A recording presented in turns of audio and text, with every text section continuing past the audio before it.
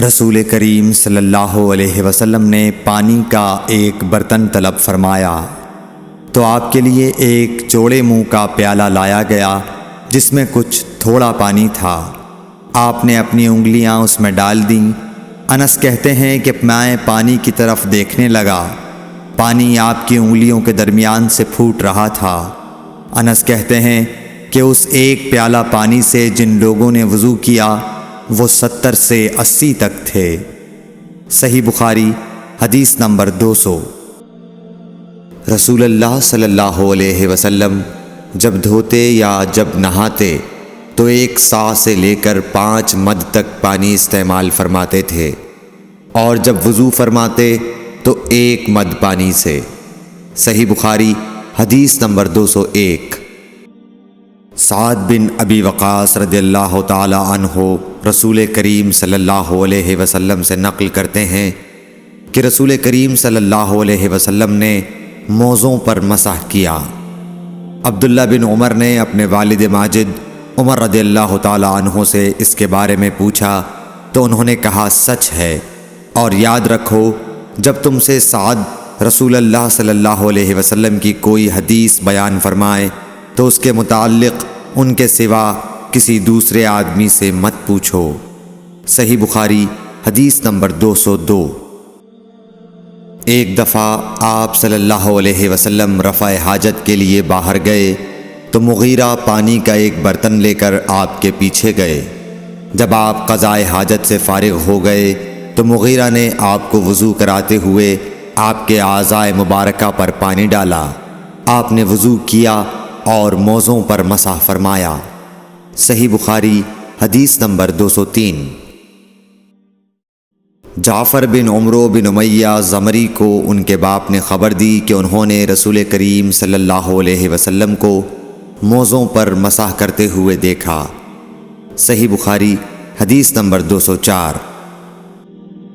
جعفر بن عمرو اپنے باپ سے روایت کرتے ہیں کہ میں نے رسول اللہ صلی اللہ علیہ وسلم کو اپنے عمامے اور موزوں پر مسح کرتے دیکھا۔ صحیح بخاری حدیث نمبر 205۔ مغیرہ فرماتے ہیں کہ میں ایک سفر میں رسول کریم صلی اللہ علیہ وسلم کے ساتھ تھا تو میں نے چاہا کہ وضو کرتے وقت آپ کے موزے اتار ڈالوں۔ آپ نے فرمایا کہ انہیں رہنے دو، چونکہ جب میں نے انہیں پہنا تھا تو میرے پاؤں پاک تھے، یعنی میں وضو سے تھا، پس آپ نے ان پر مسح کیا۔ صحیح بخاری حدیث نمبر 206۔ رسول کریم صلی اللہ علیہ وسلم نے بکری کا شانہ کھایا، پھر نماز پڑھی اور وضو نہیں کیا۔ صحیح بخاری حدیث نمبر 207۔ جعفر بن عمرو بن امیہ نے اپنے باپ عمرو سے خبر دی کہ انہوں نے رسول اللہ صلی اللہ علیہ وسلم کو دیکھا کہ آپ بکری کے شانے سے کاٹ کاٹ کر کھا رہے تھے۔ پھر آپ نماز کے لیے بلائے گئے تو آپ نے چھری ڈال دی اور نماز پڑھی، نیا وضو نہیں کیا۔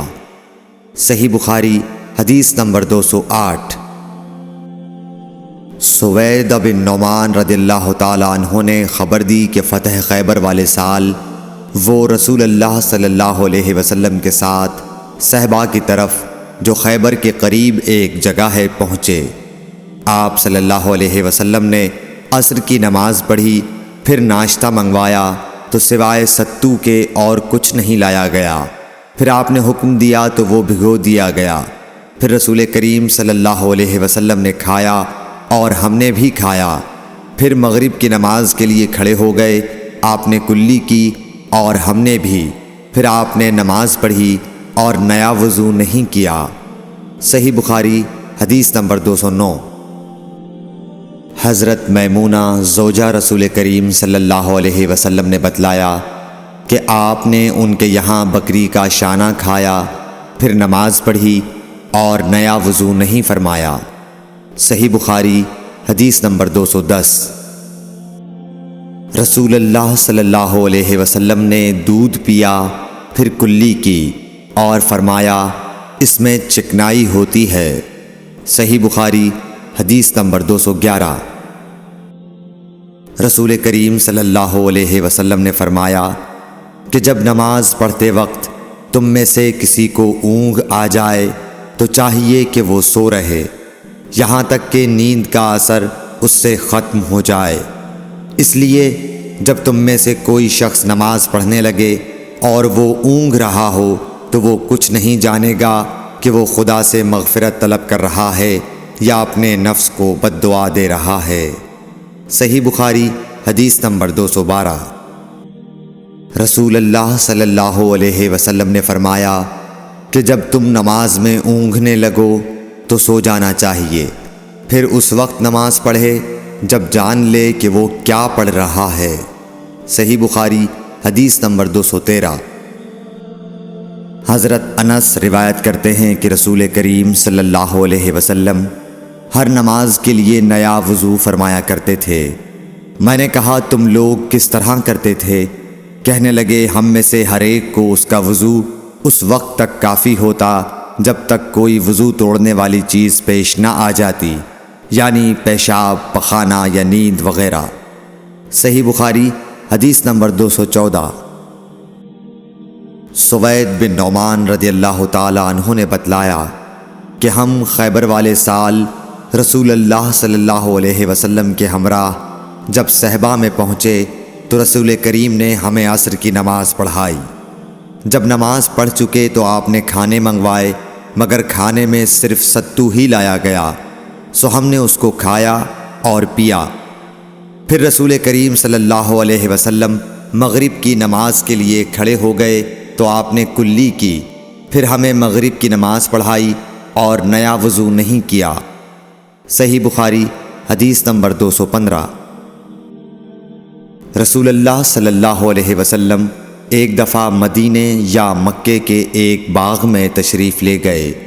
وہاں آپ نے 2 شخصوں کی آواز سنی جنہیں ان کی قبروں میں عذاب کیا جا رہا تھا۔